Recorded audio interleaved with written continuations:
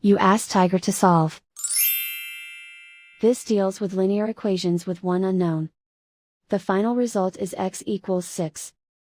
Let's solve it step by step. Simplify the expression. Expand the parentheses. Multiply the coefficients. Simplify the arithmetic. Group like terms.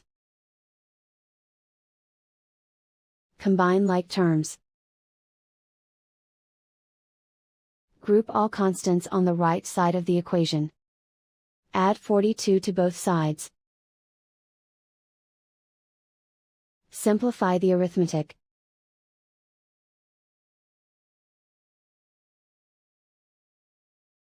Isolate the x. Divide both sides by 47. Simplify the fraction. Find the greatest common factor of the numerator and denominator. Factor out and cancel the greatest common factor.